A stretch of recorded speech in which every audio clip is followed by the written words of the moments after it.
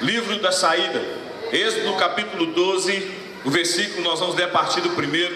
O tema da mensagem hoje é Páscoa. A gente está lendo aqui, leu no segundo livro da Bíblia, em Êxodo, sobre a Páscoa. E eu queria falar para vocês aonde a Páscoa começou. Tudo começou quando um povo foi escolhido por Deus. E esse povo foi escolhido por Deus quando Deus escolheu um menino chamado Abraão, lá em Ur dos Caldeus, filho de Terá. E eles disseram: vem para cá, sai da terra da sua parentela, porque em ti, Abraão, eu vou fazer uma grande nação. E então o povo hebreu começa com aquele menino, Abraão. E ele era de uma linhagem nômade. Abraão não tinha casa, Abraão não tinha castelos, ele não tinha uma cidade fortificada. E foi assim que o povo hebreu, o povo de Deus, nasceu. Mas um dia Abraão estava na tenda e ele não estava conseguindo compreender quanto seria a sua família, quão grande seria a obra que Deus faria através dele, porque ele era o pai da nação que Deus amava, os filhos de Deus. E Deus fala com ele: sai da sua tenda, dá uma olhada lá fora, conta as estrelas. E Abraão não pôde contá-las, porque eram inúmeras, e ele disse: em ti, Abraão, farei bendita todas as famílias da terra. Tem família aqui nessa noite? Nós somos benditos em Abraão. Deus já estava visualizando os egípcios, visualizando os gentios, visualizando cada um de nós, não só aquele povo hebreu.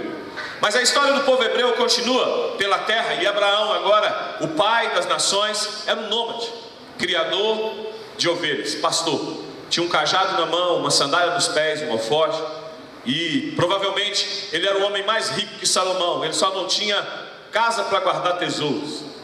A riqueza dele se baseava nas ovelhas e no lugar onde ele estava. Abraão chegava e a bênção chegava com Abraão. O povo começou a crescer. Abraão então cresce. Vem o seu filho Isaac, na mesma linhagem, criador de ovelhas, pastor. Vem o seu filho Jacó. E Jacó começa também a ser um nômade, andar pelas terras do Egito.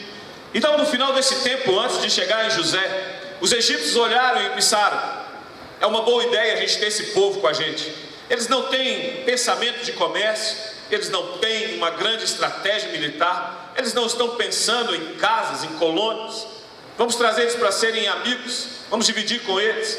E talvez, provavelmente, a primeira proposta foi: venham, vocês vão trabalhar para nós, nós vamos te doar a terra, você vai poder cuidar das suas ovelhas aqui sem ficar se arriscando pelo deserto. Parecia uma proposta boa, como é a proposta inicial.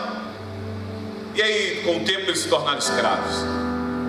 Agora já não tinha mais pagamento, não tinha mais divisão de terra. Agora eles estavam construindo, amassando barro. 400 anos se passaram. Talvez a segunda geração, a terceira, na quarta de 400 anos não se lembrava mais o que era ser livre, o que era ser nômade. De vez em quando a gente faz comparação do Egito com o mundo, mas o Egito pode ser o lugar da escravidão. O Egito pode ser um pecado que nos escraviza.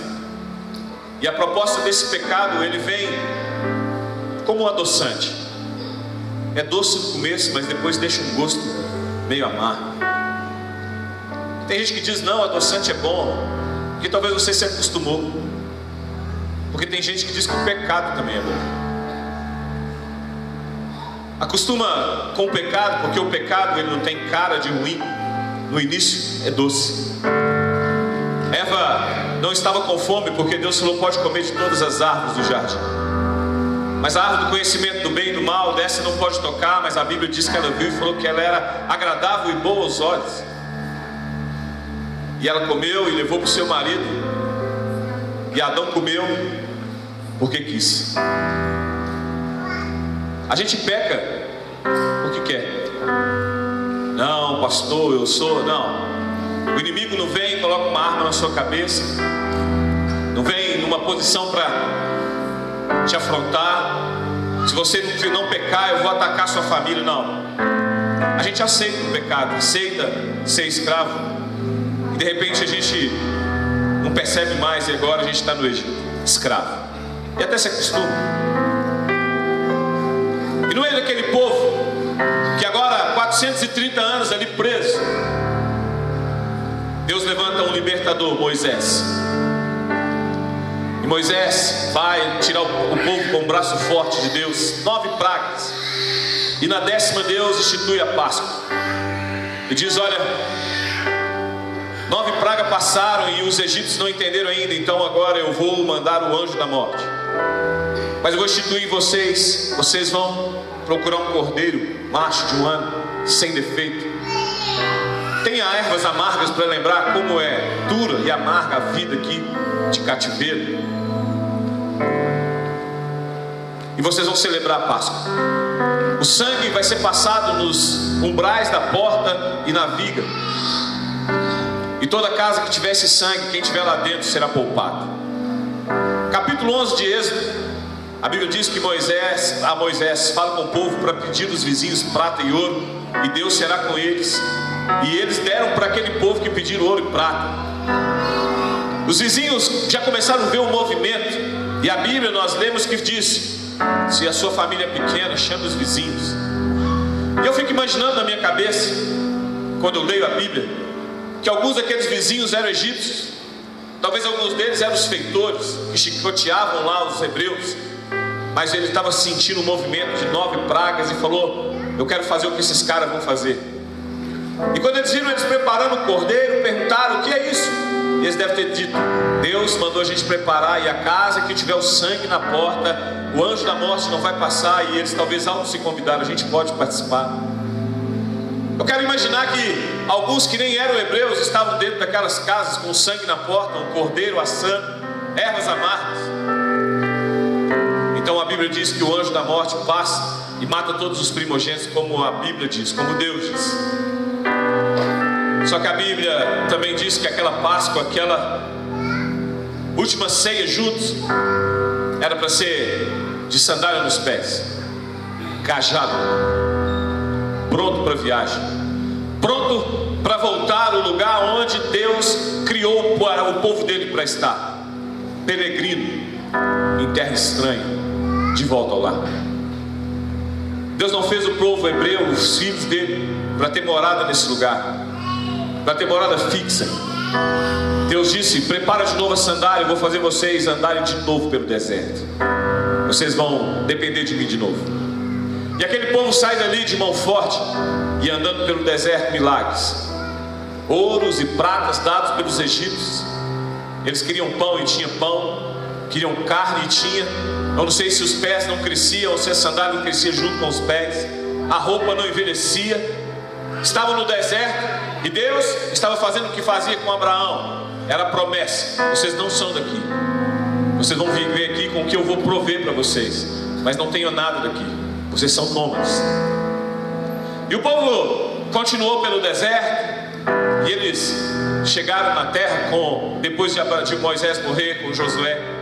E Josué agora resolve tomar a cidade de Jericó. E agora Israel tem de novo uma cidade, e agora fortificada, um grande exército. Os pastores deixaram de ser pastores, viraram agricultores. E as festas agora se misturaram, porque agora também tem as festas dos pão asa, tem a festa dos agricultores, que é as festas da primícia. A Páscoa, aquele lugar de sair e saber que no deserto é o lugar que Deus ia nos prover, começou a ser esquecido. Então alguma parte do povo ainda continuava pastor, mas a outra virou agricultor, porque a terra manava leite. E agora Israel começou a virar um reino fortificado, com estratégia de guerra, com seus guerreiros, com lugar para guardar as riquezas que Deus estava dando. Eles estavam agora com um lugar fixo. Todo inimigo sabia onde Israel estava, não precisava procurá-los pelo deserto ou perambulando por aí, não. Eles tinham um lugar fixo. Agora Israel tinha um povo. E o povo cansou de ter Deus como rei. A gente quer um rei para olhar, um rei para a gente pegar nele, para ver as questões. Então agora, de ser fortificado, eles queriam um rei presente. E Deus deu para eles Saul. Saul reinou, se perdeu, e Deus levantou Davi, o maior conquistador de todos os tempos, mais do que Alexandre Grande. Davi conquistou tudo. Agora Israel, além de rica, era temida. Os filhos de Deus, além de poderosos em finanças, eram poderosos em guerrilhas. Eles agora tinham os armários abastecidos. Ele era o povo mais temido da terra, porque Deus, Yahvé, estava com eles. Davi morre e passa o trono para Salomão. Salomão deixou Israel mais rico ainda, o homem mais rico da terra, o mais sábio e também o mais rico. Mas no reino de Jeroboão, filho de Salomão, ele não conseguiu conter. Israel volta de novo para aquele estágio inicial. Israel é sitiada por Nabucodonosor, o rei da Babilônia. E agora Israel vai sofrendo sitiados vezes após vezes. Nabucodonosor, o rei da Síria, e mais uma vez, e eles resistem, parece que não entendem que era para voltar ao estágio inicial de alforje, de sandália nos pés, de cajado na mão, mas eles estão ali, mantendo firme uma posição, sitiados, guerreados, filisteus, está todo mundo atacando Israel. Jesus vem na sua época, Israel está sitiada por Roma. Jesus morre e acontece a diáspora. A diáspora separou todos os judeus e esparramou por toda a terra. A diáspora aconteceu na época de Jesus, da morte de Jesus em Roma, quando Roma sitiava Israel. E agora o povo de Deus voltou a ser peregrino pela terra. Muitas vezes não amados nos países que eles estavam, muitas vezes não compreendidos onde eles estavam, mas eles voltaram a andar por aí. Não é elemento da nossa palavra hoje, mas a Bíblia diz que quando a figueira voltasse a florescer, seria o sinal que Jesus está para voltar. Nós não vamos falar de escatologia hoje, mas depois da Segunda Guerra Mundial, o povo de Israel está voltando para Jerusalém. E agora, muitos países, até o Brasil, querem declarar Jerusalém capital de Israel. E eles vão voltar a ser uma nação. E talvez a diáspora agora é só quando o rei voltar nas nuvens com poder e grande glória. O novo reino. Deus faz isso tudo. E o povo vai perdendo pelo meio do caminho a Páscoa. Então Jesus vem. E a gente sabe que um judeu, para ele ser um homem respeitado, é como no Brasil, 40 anos o homem começa a viver. Para um judeu é 30. Para ser um homem completo precisa ter 30 anos. E no primeiro ano de ministério de Jesus, agora ele é um cordeiro de 1 ano, macho sem defeito. O cordeiro que se apresentou para ser o cordeiro pascual. Jesus faz a última ceia com seus discípulos e lá estava Judas, Pedro, Tomé, gente incrédula como eu, gente que já traiu Jesus como eu e já negou. Jesus faz a ceia e diz: é para que vocês não morram que existe essa mesa. É para que a morte não chegue na nossa casa. É que o pecado não vence.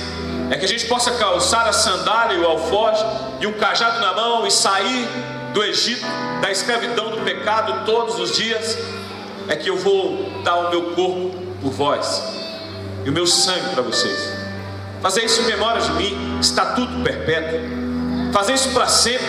Toda vez que vocês fizerem isso, vocês vão anunciar minha morte até que eu venha, perpetuamente. Jesus faz aquela ceia. Então Paulo vem depois de Jesus, um discípulo, apóstolo Paulo, e ele faz uma declaração em 1 Coríntios, no capítulo 11, versículo 23. Eu recebi do Senhor que eu também vos entreguei. E de vez em quando a gente vê teologias explicando: Paulo não era apóstolo de Jesus como ele recebeu do Senhor. A gente vê algumas explicações. Ele foi arrebatado, foi aos céus, e coisas inefáveis Deus falou para ele. De vez em quando a gente fala: não, o Espírito Santo tomou e explicou para ele tudo que era. Na minha concepção e entendimento, Paulo entendeu a Páscoa daquele tempo Paulo entendeu a Páscoa depois que Jesus fez a ceia para os discípulos e chegou até ele.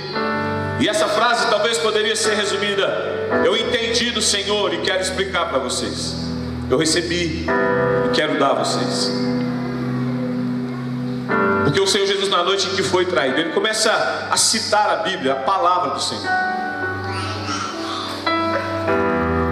Toda vez que eu entro naquela porta, ou eu entro por ali e vejo essa mesa, eu fico feliz no meu coração, porque essa mesa é para mim. Talvez não sirva para muitos de vocês aqui, mas se ela fosse só para mim, talvez o pecador que mais precisa dessa mesa hoje aqui sou eu. Se não for esse sangue passado no umbral da porta do meu coração, talvez não tenha fuga do Egito. Talvez o anjo passe na minha casa e eu não sobrevivo.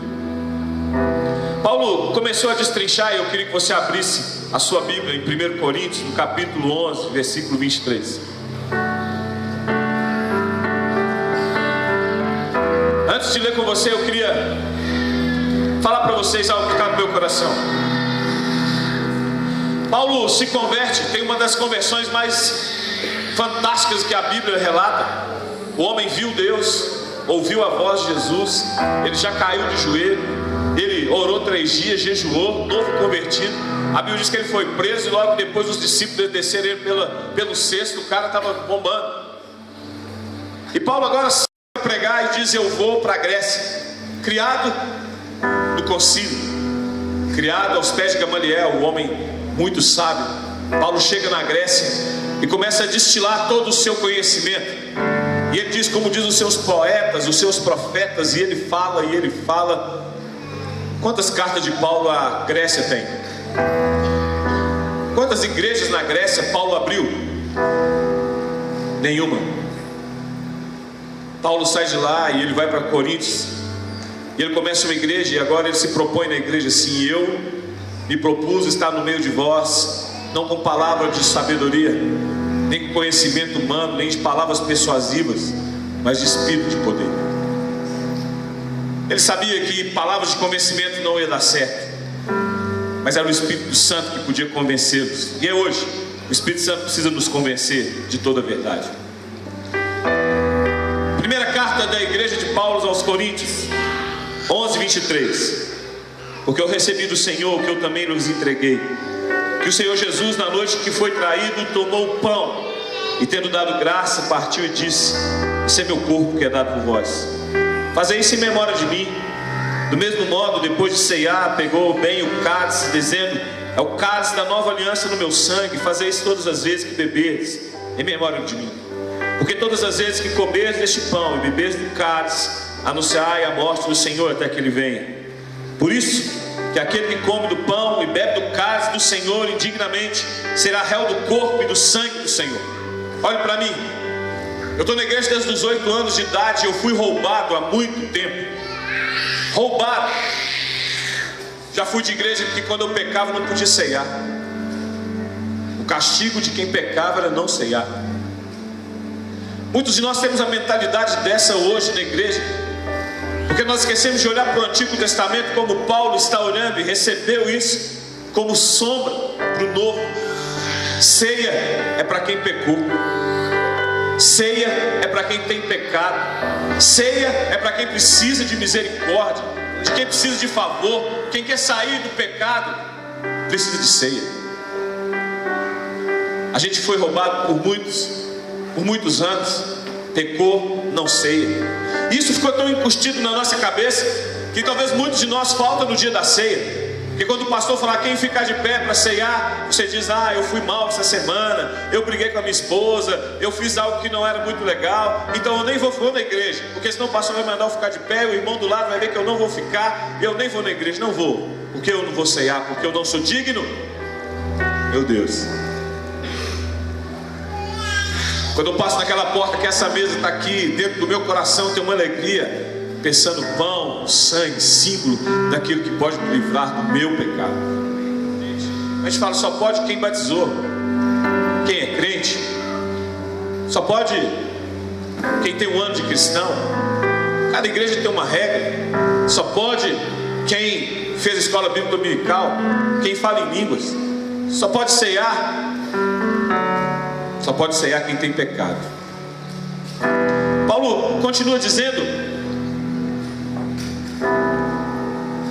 pois no 29, os que comem e bebem sem discernir o corpo, come e bebe juízo para si. É por isso que há entre muitos fracos, doentes, e não poucos que dormem. A gente olha esse versículo, talvez a gente foi ensinado, porque eu fui ensinado assim: se você tomar a ceia em pecado, você vai ser julgado pelo sangue de Jesus, você vai pagar pela morte de Jesus. Meu Deus, a Bíblia está dizendo: se você não discernir o corpo, você será réu, culpado do corpo. Sabe o que é o não discernir? É quando eu venho e eu não consigo imaginar que alguém tenha assim, mas pode existir, que vem no culto de ceia e fala: hoje eu posso ceiar porque eu estou pronto. Eu posso ceiar porque essa semana, esse mês, fui uma bênção, nem pequei. Eu posso ceiar porque eu não sou como esses fariseus aí, aquele irmão ali, aquele, se pegar o cálice vai cair duro. A gente não entendeu, a gente não discerniu. A Bíblia fala de discernimento e entendimento. Se você comer do pão, beber do cálice, sem entender, sem discernir, sem compreender o que o corpo e o cálice é, você vai comer para a sua própria condenação. E quando a Bíblia diz que por isso que há entre vós muitos fracos, doentes, e não poucos que dormem, é o que tem medo. Para mim não errar, que eu acho que eu falei mal da minha vizinha, eu acho. Então, como ela não está aqui para me pedir perdão, eu não vou ceiar, eu vou deixar para o mês que vem, porque eu errei muito esse mês. Aí eu peço perdão no mês que vem, em nome de Jesus, vai dar, eu vou ceiar. Você também não entendeu que é para mim, é para você que errou. E quando a gente deixa, há muitos doentes, não poucos que dormem. As pessoas estão ficando doentes na igreja, doentes por causa do pecado, doentes por causa das mentiras do diabo dentro da igreja. Um homem ou uma mulher passou sangue na porta, preparou o cordeiro, e todo mundo que estava lá dentro foi salvo. Está faltando ceia na nossa casa. Os nossos filhos estão desviando na mesa do café, na mesa da janta, quando nós nos sentamos para falar mal da igreja, falar mal do corpo de Cristo, que nem o diabo tem poder e coragem para tocar. A gente, como cristão, tem coragem de ir para a internet, de abrir a nossa boca e tocar na noiva de Cristo. A gente, de vez em quando eu vejo pais falando: pastor, eu não sei o que eu fiz, eu criei os meus filhos na igreja e hoje eles não querem saber de igreja. Talvez foi o erro. A Bíblia não diz para criar na igreja, diz para criar no caminho, um dos caminhos. Talvez a gente criou os nossos filhos, eles até leem Bíblia, eles até oram, mas não sabem a eficácia dela, porque na nossa casa não tem ceia mais, não tem fuga do Egito. A gente não gasta mais tempo para cear em família, para gastar um tempo para dizer o que Deus fez e faz. E os nossos filhos vão crescendo. Outro dia eu peguei um discípulo, mostrei a foto para ele. Olha a foto dessa criança, era o filho dele, que ele tinha tirado um dia antes.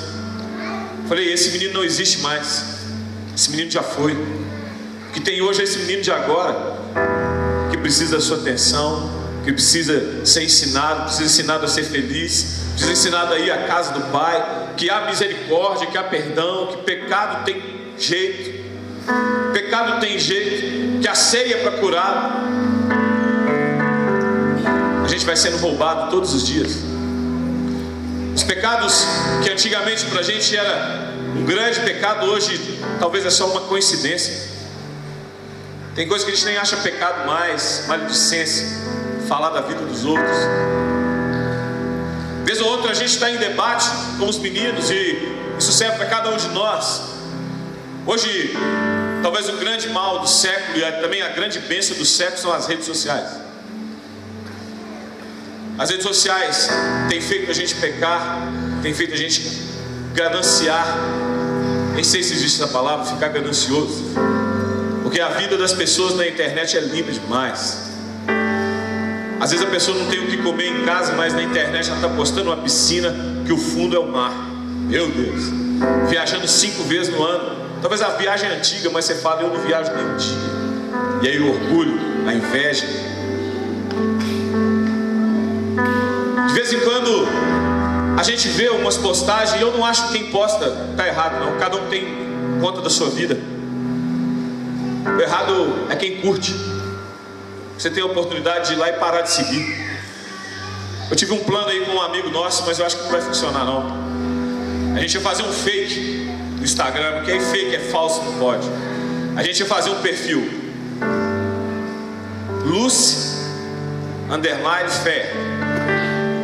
E aí o irmão ia postar: ah, fui na igreja esse dia, o pastor falou assim, assim, assim. Aí nós, como Lucifer, nós ia curtir: isso, meu servo, faz a minha vontade, você está de parabéns. A gente ia fazer um outro perfil assim, olha, gira pomba. Quando as irmãs e os meninos postassem de chunguinha aqui assim, ó, de shortinho, caindo, mostrando os tanquinhos dos meninos, e as meninas de biquíni, nós ia colocar assim: isso, minha serva, faz derrubar aquele valente lá da igreja. Você está indo muito bem. Eu sou seu fã. Mas eu acho que não ia dar muito certo não, os irmãos iam ficar assustados. Mas deu vontade, nós desistimos da ideia. A gente vai pecando e a gente pensa: não, isso nem é pecado.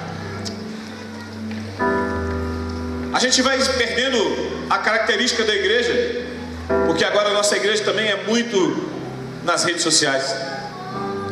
Tem igreja que nem precisa ir à igreja, dá para você acessar pelo Facebook, pelo Instagram. Você pode enviar o dízimo pela conta bancária. E a gente vai se perdendo pela ceia. E a ceia agora já não é mais memorial de família. Já não é mais, nós não somos daqui, não é uma lembrança, que tudo que nós estamos construindo aqui vai ficar aqui. E a Bíblia diz que não vai sobrar pedra sobre pedra. A casa mais top, a conta do banco mais recheada, felizmente não vai sobrar. De vez em quando a gente está vivendo numa igreja que não tem preço para ser evangélico, que não tem preço para ser cristão, como se a ceia também não tivesse preço. Hoje ela é de graça, mas o preço foi pago por Jesus, e alto preço.